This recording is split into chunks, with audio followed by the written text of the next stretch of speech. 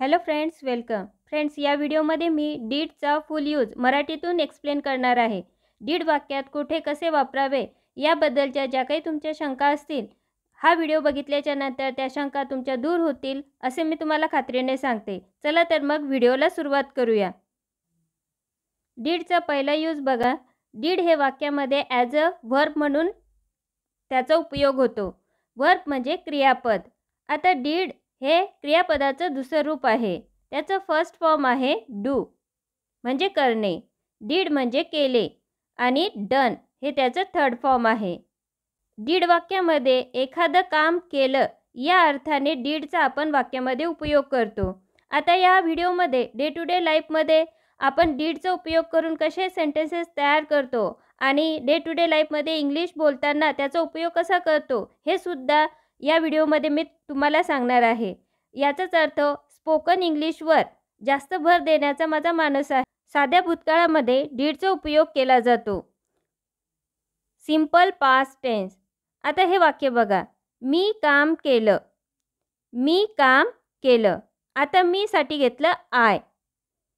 केलं साठी घेतलं डीड आणि वर्क म्हणजे काम. या ठिकाणी डीड हे काय आहे? सेकंड फॉर्म आहे. सिंपल पास्ट टेन्स हा जगाच्या पाठीवर असा एक टेन्स आहे की यामध्ये क्रियापदाचं दुसरं रूप वापरलं जाते. मग डीड या ठिकाणी काय आहे? क्रियापदाचं दुसरं रूप म्हणून काम करत आहे. डीडचा उपयोग आपण एखादं काम केलं, एखादी ॲक्टिव्हिटी केली या अर्थाने वाक्यामध्ये त्याचा उपयोग करतो. आता एखादं काम करतो म्हटलं तर त्याचं कसं होईल इंग्लिशमध्ये? I do. मी करतो किंवा करते. आणि केलं तर सेकंड फॉर्म यूज करावं लागेल. I did. आय डीड अशा पद्धतीने. चला, पहिला यूज तर आपण बघितला की ॲज अ व्हर्ब म्हणून आपण डीडचा वाक्यामध्ये उपयोग करतो. आता या ठिकाणी सेकंड यूज आहे डीडचा ॲज अ हेल्पिंग वर्ब म्हणून. आता तुम्हाला तर माहीतच आहे हेल्पिंग वर्ब कोणकोणते असतात, जसे की ॲम आहे, इज आहे, आर, वॉज, वर अशा पद्धतीने. आता याचा उपयोग डीडचा उपयोग निगेटिव्ह अँड इंटरोगेटिव्ह सेंटेन्सेस म्हणजेच नकारार्थी वाक्य किंवा प्रश्नार्थक वाक्य तयार करताना आपण डीडचा उपयोग करतो. आता हे वाक्य बघा. तू केक बनवला. तू केक बनवला हे सिंपल पास्ट टेन्सचं वाक्य आहे. आता तू साठी घेतलं यू. बनवलासाठी घेतलं मेड. आता मेड हे मेकचं सेकंड फॉर्म आहे.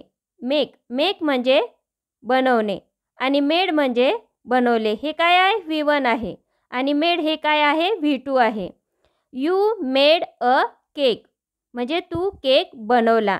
आता हे वाक्य तुम्ही असं सुद्धा म्हणू शकत होते, you did make a cake. परंतु आपल्याला होकारार्थी वाक्यामध्ये डीडचा उपयोग नाही केला तरी चालतो. आपण डायरेक्ट व्हर्ब जे आहे त्याचं सेकंड फॉर्म वापरून होकारार्थी वाक्य तयार करू शकतो. आता याच वाक्याला आपल्याला निगेटिव्ह करायचं आहे, जसं की तू केक बनवला नाही. तू केक बनवला नाही. तर निगेटिव्ह करताना कधीही आपण मेन व्हर्बला नॉट लावत नाही. त्यासाठी निगेटिव्ह करताना आपल्याला पास्ट टेन्समध्ये डीड नंतर नॉट आणि त्यानंतर क्रियापदाचं पहिलं रूप वापरावं लागते. मग हे वाक्य कसं झालं बघा. तू साठी घेतलं यू. केक बनवला नाही. Did not make a cake. आता डीड नंतर काय केलं आपण? नॉटचा उपयोग केलेला आहे. Did not make a cake. या ठिकाणी एक गोष्ट तुम्हाला लक्षात ठेवायची आहे की डीड नंतर नेहमी क्रियापदाचं पहिलं रूपच या ठिकाणी वापरावं लागते. इथे जरी मेड असलं होकारार्थी वाक्यात, परंतु डीड नंतर क्रियापदाचं काय ते फर्स्ट फॉर्म येते, कारण की ऑलरेडी डीड हे पास्ट टेन्स म्हणून या ठिकाणी यूज केलेलं आहे. त्यामुळे डीड नंतर क्रियापदाचं पहिलं रूपच वाक्यात वापरलं जाते. आता हे झालं निगेटिव्ह नकारार्थी वाक्य. आता नकारार्थी वाक्याबरोबरच जेव्हा आपल्याला इंटरोगेटिव्ह सेंटेन्स करायचं असेल म्हणजे प्रश्नार्थक वाक्य करायचं असेल तेव्हा सुद्धा आपण काय करतो? डीडचा उपयोग करतो. या ठिकाणी वाक्य बघा. तू केक बनवलास का? तू केक बनवलास का असं वाक्यसुद्धा आपण म्हणतो नाही का, प्रश्न विचारतो. तर मग पास्ट टेन्समध्ये विचारलेला आहे हा की तू केक बनवला का. मग याचं कसं होईल? Did you make a cake. Did you make a cake. या ठिकाणी काय केलेलं आहे? डीड स्टार्टिंगला घेतलेला आहे, त्यानंतर सब्जेक्ट आणि त्यानंतर उर्वरित वाक्य आणि शेवटी काय दिलेला आहे, क्वेश्चन मार्क दिलेला आहे. Did you make a cake, तू केक बनवला का, अशा पद्धतीने. त्यावरनं आपली एक गोष्ट लक्षात आली, डीडचा उपयोग निगेटिव्ह सेंटेन्स आणि इंटरोगेटिव्ह सेंटेन्स बनवताना केला जातो. हे एक नंतरचं एक्झाम्पल बघा. त्याने पाहिले नाही, मग त्यानेसाठी घेतलं ही, त्यानेसाठी घेतलं ही, पाहिले नाही डिडंट सी, म्हणून त्याची लात लागली. अशा पद्धती म्हणजे डे टू डे लाईफमध्ये सुद्धा आपण डीडचा उपयोग करून कसे वाक्य तयार करतो याच्यावर जास्त आपल्याला काय करायचं आहे, फोकस करायचा आहे. म्हणजे स्पोकन इंग्लिशवर आपल्याला जास्त फोकस करायचा आहे. ग्रॅमॅटिकली करेक्ट करून तेच आपल्याला बोलायचं आहे, जेणेकरून बोलताना आपल्याला काय येईल, कॉन्फिडन्स निर्माण होईल. आता क्वेश्चन सेंटेन्समध्ये सुद्धा दोन प्रकार असतात. एक व्हर्बल क्वेश्चन सेंटेन्स असते आणि एक WH क्वेश्चन सेंटेन्स असते. WH क्वेश्चन सेंटेन्स सुद्धा तयार करू शकतो. ते कसे ते बघा. इथे हे एक्झाम्पल आहे. आज तू कधी उठलास, आज तू कधी उठलास, म्हणजे आता इथे प्रश्न आहे, केव्हा उठला, म्हणजे कधी उठला, तर त्यासाठी घेतला आपण व्हेन. त्यानंतर काय केलं, डीडचा उपयोग केला, म्हणजे व्हेन नंतर WH वर्ड नंतर काय घेतलं, हेल्पिंग वर्ब, त्यानंतर घेतला सब्जेक्ट आणि त्यानंतर मेन वर्ब आणि इतर शब्द आणि शेवटी काय दिला, क्वेश्चन मार्क दिला. मग when did you get up today. Next बघा, तू तिथे का गेलास, तर का साठी काय आहे, व्हाय. त्यानंतर WH वर्ड नंतर हेल्पिंग वर्ब डीड, त्यानंतर टू साठी यू आणि डीड नंतर केव्हाही क्रियापदाचं पहिलं रूप लागते म्हणून गो आणि देअर म्हणजे तिथे. Why did you go there, तू तिथे का गेलास, असा त्याचा अर्थ होतो. नेक्स्ट बघा, त्याने पाहिले का, त्याने पाहिले का.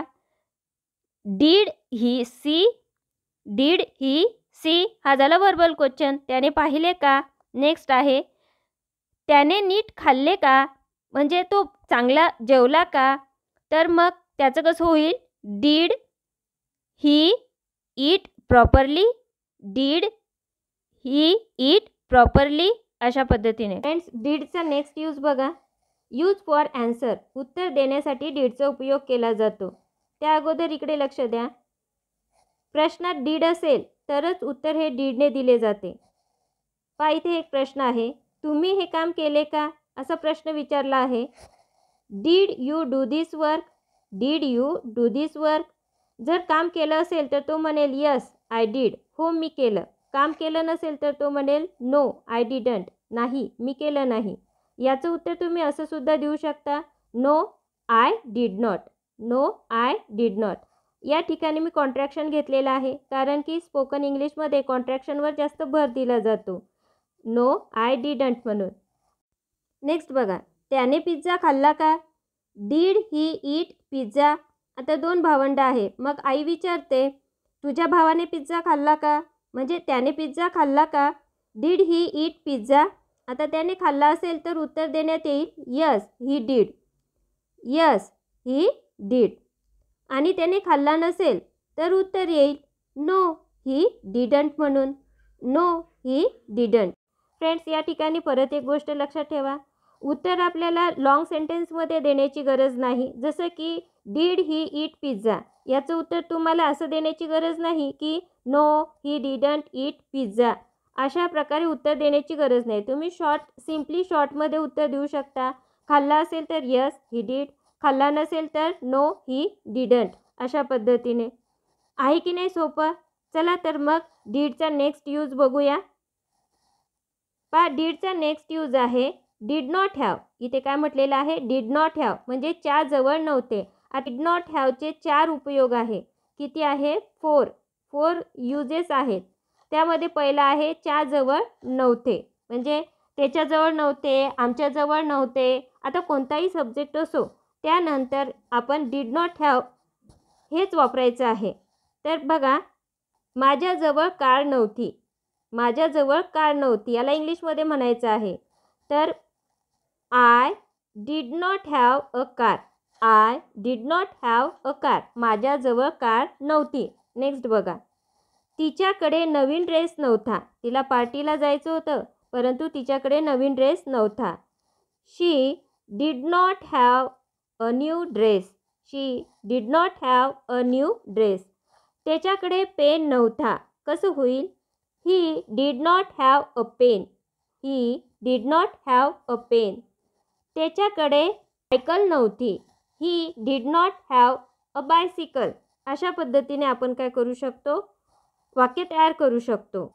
डिड नॉट हॅवचे 4 उपयोग आहेत. त्याच्यापैकी पहिला उपयोग बघितला की आपल्याजवळ एखादी गोष्ट नव्हती असं सांगायचं असेल तर डिड नॉट हॅव आपण यूज करतो. त्याच्याकडे नव्हती, त्यांच्याकडे नव्हती, कोणताही सब्जेक्ट असो डिड नॉट हॅवच आपण यूज करतो. आता या ठिकाणी एखादं नातेसंबंध नव्हतं, भाऊ नव्हता, बहीण नव्हती, आत्या नव्हती, तेव्हासुद्धा आपण डिड नॉट हॅवचा यूज करतो. या ठिकाणी एक्झाम्पल बघा. तिला भाऊ नव्हता. तिला भाऊ नव्हता. कसं होईल इंग्लिशमध्ये? She did not have brother. She did not have brother. Did not हॅवचा तिसरा उपयोग बघा. एखादं आजारपण नव्हतं असं सांगायचं असेल तेव्हासुद्धा आपण डिड नॉट हॅवचा उपयोग करतो. फॉर एक्झाम्पल, मला ताप नव्हता. मला ताप नव्हता असं आपल्याला म्हणायचं आहे. मलासाठी घेतलं आय.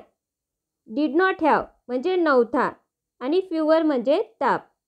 मला ताप नव्हता. I did not have fewer. Fewer म्हणजे ताप. फ्रेंड्स, आता आपल्याला म्हणायचं आहे मला खोकला नव्हता. ते कसं होईल ते कमेंट करून नक्की सांगा. आता मला सर्दी नव्हती. सर्दीसाठी आहे कोल्ड. तर कसं होईल? I did not have cold. Next बघा. आता हा चौथा उपयोग आहे डिड नॉट हॅवचा. शरीराला एखादा अवयव नव्हतं असं सांगायचं असेल तेव्हासुद्धा आपण डिड नॉट हॅवचा उपयोग करतो. आता इथे फॉर एक्झाम्पल, कुत्र्याला कान नव्हते. कुत्र्याला कान नव्हते. The dog did not have years.